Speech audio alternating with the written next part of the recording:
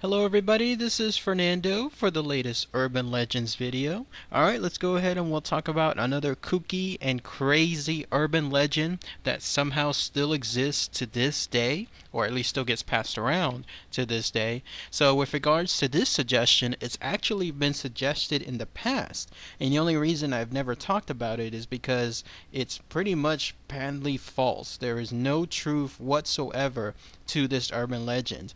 But what a strange and quirky coincidence that this week, when I'm talking about all these urban legends that are so crazy and in pretty much all cases are completely fake or false, this is a good way to essentially squeeze this one in so that way it is for your enjoyment. You have indeed requested this one multiple times in the past, and so yeah, it's with a bit of giddiness that I'm able to talk about it here for you.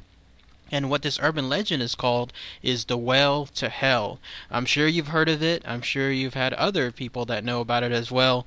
This one is one of those urban legends that kind of like spread across the entire globe. And little by little, everyone started to hear about it. And then it died off. And then it tends to come back every now and then. Usually I see it, as strange as it sounds, on Facebook whenever someone especially of the religious type, they post something that seems very interesting that seems to be tied to their religion. And that's when it kind of spreads just a little tiny bit, but then it stops. Obviously, with the advent and the rise of social media and everything involving the internet, then anything involving this particular urban legend, there's no way that it stays active, at least not as before when it was mainly created probably during the sense of email, when email was a huge thing and that's how things were circulated.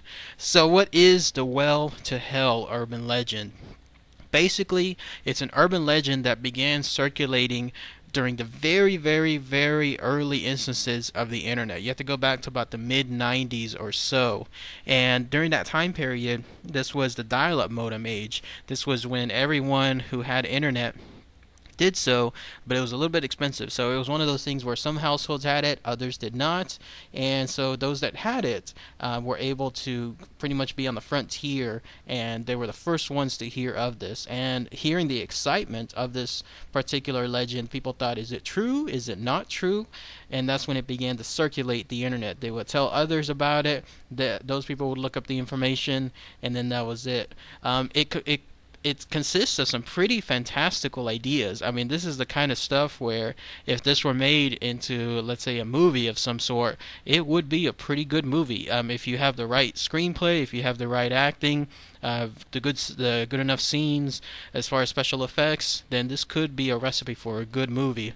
And it has to do with this. Sometime in the mid 80s or so, 1984 seems to be the most common type of thing when it comes to this urban legend. There was a group of scientists located in Siberia, of all places, that were led by an individual by the name of Mr. Azakov. Don't know what his first name is, but that seems to be the name mostly used for this. And these scientists slash engineers were in Siberia to try to drill a hole that they could go as deep as possible. The idea was they wanted to see what they could find if they drilled long enough and deep enough within the earth. And they were able to actually drill a hole that was about 9 miles or 14 kilometers deep into the earth's mantle before they finally broke through something. And the way the story goes is whatever they broke through, it was solid rock until, to their surprise, they realized they broke through a cavity. All of a sudden, drilling became a lot more easier. They were actually drilling into something hollow.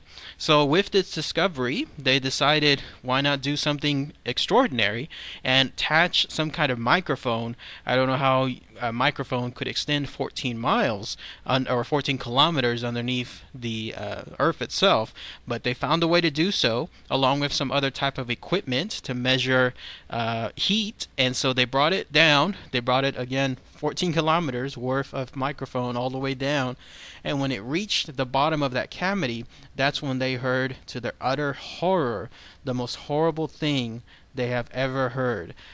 First off, the sensory stuff, the equipment that they had with them, measured the degrees as being about 2,000 degrees Fahrenheit. So whatever it was they broke through was insanely hot, 2,000 plus degrees.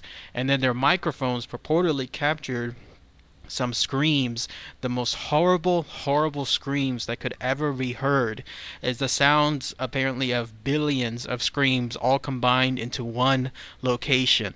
Obviously, with something involving something deep into the earth, with something being very hot, and then also with something being very tormented, i.e. like people essentially being tortured and their screams resonating in the billions, the only conclusion that could come into effect is these scientists had accidentally drilled a hole straight into hell. And the minute that they did so, they immediately stopped, they pulled everything back up, and they shut it down because they did not want to have whatever was down there released up into the earth. And so that's the urban legend. That's where it stops right there. No word if any part of the urban legend consisted of things escaping up towards the earth from those 14 kilometers or so. No word if the scientists actually brought anything else along with their discovery, like any physical evidence or something from down there.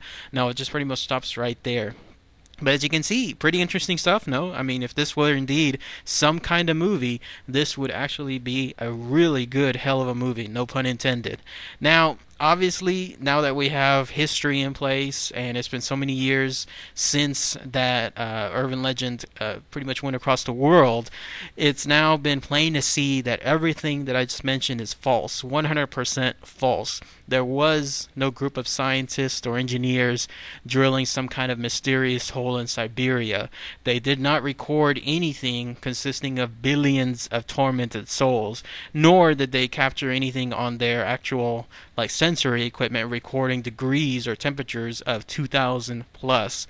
It's been proven now that actually this was 100% false because the sound effects that were used with this urban legend, because people have reportedly found clips of this particular encounter and they play them to this day. You can probably still find them here on YouTube somewhere. And all it is those sound effects that were used, somebody decided to up that urban legend and take it from a false status and try to make it more credible by tying in sound effects from a movie, a soundtrack of a movie called Barren Blood. And apparently those screams that are heard in those purported clips are none other than sound effects straight from that movie. But where the urban legend really spread came from the TBN network, the Trinity Broadcast Network. And what they did was, when they heard about this urban legend, again coming about sometime in the mid-90s or so, this network is a network that broadcasts religious topics. Probably think of it as one of those networks where they have evangelists, those kind of people that they come on the TV and they always show a crowd getting worked up with regards to prayer, with regards to salvation, with miracles, sometimes even miracles happening right there on stage. That's the kind of network that Trinity Broadcast Network was. So when they heard about this urban legend, they decided to actually post it in some of, I think it was their clips or something involving their shows, to try to say to their audience, you see, we have proof. We have actual literal proof of the existence of hell altogether. And some of the people there bought it, others didn't, but the point was it was at least enough to be able to circulate and spread across, and in some cases or some ways have the Trinity Broadcast Network gain more of an audience. And there was also someone named Age Rendelin, who was a Norwegian teacher. He heard about this story with regards to this thing, and so he's the one that tried to combat this story to the Trinity Broadcast Network. And I don't know if he actually embellished it even more, but he kind of wanted to, in a sarcastic way, say to them, this is how ridiculous this urban legend is, because he decided to add on more things. Like he said that there was a bat-like apparition, like some kind of demon that apparently came out of the hole and blazed a trail across the Russian sky. And then he apparently found some article, probably something that he made up, some Norwegian article that he purposely mistranslated, stating that there was some inspector that also found more information with regards to this. And so, to his surprise, the Trinity Broadcast Network decided to run with that information too. And they used that information as further proof that yes, this is literally the well to hell. But of course, nothing else about this is true. Everything is 100% false. There was no well to hell. There is no well to hell. Interestingly enough, there is some trueness with regards to a really deep hole that was done in Russia. And I just talked about that the other day as well. Well, actually, I talked about one of the cousins of it. There in Russia, there was a super deep hole mine called the Kola Super Deep Borehole, and you're looking at a picture of it here. And at one point, it was indeed the deepest point on Earth, the deepest drilled point on Earth. It actually went about 40 something thousand, like 40,230 feet, which roughly translates into about 12 kilometers. So not quite as much as 14 kilometers as the well to hell hoax states, but this one was pretty close. And this one, they didn't find anything, nothing in terms, obviously, of anything involving a cavity, no sounds of tormented souls, no high temperatures in the 2,000 degrees. But they did have to stop because eventually their drill was reaching a point where the temperatures there, now at 12 kilometers or so, reached about 180 degrees, and this made drilling any deeper much more expensive, no doubt because of the damage that the drill was having because of the temperature. So they had to stop at that point. All they found was just the usual stuff, more minerals, more rocks, whatever's down there, but that's about it.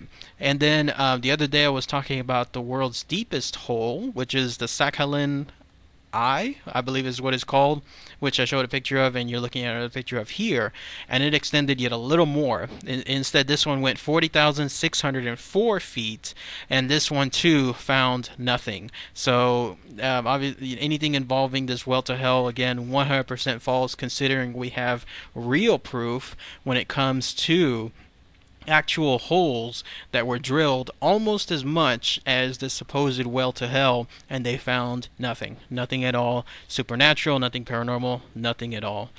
Just a real quick tie-in to the well of hell, there's one called the door to hell, which a lot of people associate images of to the well to hell.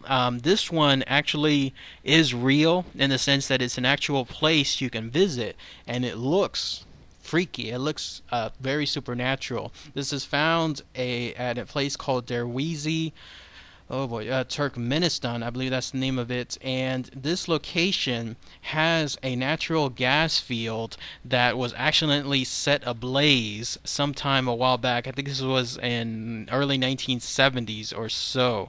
And what had happened was, once it was set ablaze, this incident just kept on burning.